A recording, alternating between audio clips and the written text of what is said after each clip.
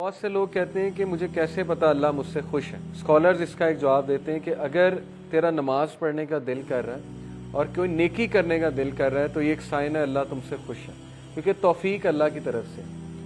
حضرت عمر صلی اللہ عنہ کہتے تھے کہ مجھے یہ ڈر نہیں ہے کہ میری دعا قبول ہوگی کہ نہیں, مجھے یہ ڈر ہے کہ مجھے دعا کرنے کی توفیق بھی ہوگی کہ نہیں ہوگی. دعا کی بھی توفیق ہوتی.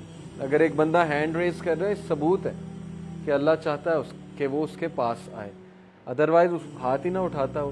جس سے اللہ ناراض ہوتا ہے اس سے ہاتھ نہیں اٹھائے جاتے, اس سے پھر دعا بھی نہیں کی جاتی. تو اس لیے اگر آپ کبھی دعا میں ہاتھ ریز کر رہے ہیں اس کا مطلب اللہ تعالیٰ چاہتا ہے.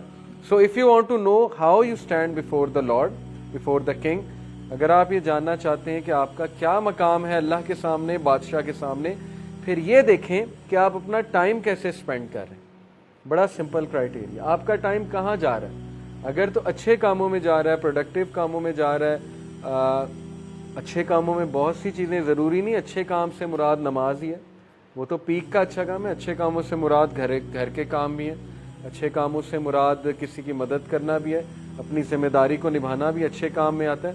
And what work you are assigned to do, اور یہ دیکھو کہ تم کیا کام کر رہے ہو, تم کن کاموں میں ملوث ہو اور تمہارا ٹائم کہاں پہ لگ رہا ہے. ہم اپنی روٹین نوٹ کریں, اس روٹین میں ہم یہ دیکھیں کہ ہمارا major chunk of time, major chunk کہاں جا رہا ہے. اگر اس میجر چنک میں 6 گھنٹے انٹرٹینمنٹ کے ہیں اور نمازیں کچھ اس طرح کی ہیں کہ 2-2 منٹ میں فارغ کر رہے ہیں ہم, تو پھر سویر تزکیہ کی ضرورت ہے. اوکے, اور اگر اس میجر چنک میں جو ہے وہ زیادہ اچھے کام ہیں تو پھر یہ خوشخبری کی بات ہے, بہت اچھی بات ہے. تو اپنے ڈے کا محاسبہ کریں, انالیسس کریں, اس کی منتھلی رپورٹ بھی بنائیں.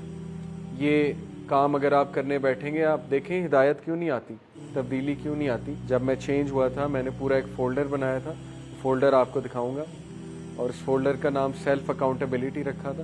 اس میں پوری اپنی رپورٹ لکھتا تھا. تو جب میں کوئی غلطی کرتا تھا میں وہاں لکھتا تھا نوٹ پیڈ پہ, آج مجھ سے یہ غلطی ہوئی, یا جب کوئی اچھا کام کرتا تھا وہ بھی نوٹ کرتا تھا. تو اس سے بہت کچھ آتا ہے. آپ کبھی لاسٹ ہونا اور وہ ڈاکومنٹس کھول لیں تو آپ کو بڑا فائدہ ہوتا ہے. آپ ایک دم ریفلیکشنز پڑھ لیتے ہیں اپنی لکھی ہوئی, آپ حیران ہوتے ہیں کہ یہ میں نے لکھی تھی اس دن. کانفیڈنس ملتا ہے اس سے. جب آپ کسی گناہ کو ریزسٹ کر رہے ہیں, لکھ لیں آج میں نے گناہ کو ریزسٹ کیا, ایسے ایسے کیا. سائیکولوجیکلی اسپیکنگ جب کوئی چیز آپ لکھ لیتے ہیں نا تو برین کے جو پاتھ ویز ہیں وہ بنتے ہیں اس چیز سے متعلق, تو وہ عادت چھوٹنے کے زیادہ چانسز ہوتے ہیں. اسی لیے جو اسکولنگ سسٹم ہے, آپ کو ٹیچر پاور پوائنٹ بھی دے سکتا ہے. اسکول جانے کی کیا ضرورت ہے, آج کل تو گوگل کلاس روم پہ ٹیچر کہ لو یہ لو پاور پوائنٹ ڈال دیا, پڑھو بیٹھ کے. لیکن وہ کیوں بورڈ پہ لکھواتا ہے؟ آپ کہتے ہیں یار یہ ساری باتیں پتہ ہے, کیوں بورڈ پہ ہمیں لکھوا رہا ہے ساری باتیں؟ کیونکہ اس کے پیچھے سائیکالوجی ہے کہ آپ جب لکھو گے آپ کو وہ چیز یاد رہے گی اور زیادہ چانس ہے کہ آپ وہ چیز ریپیٹ کرو.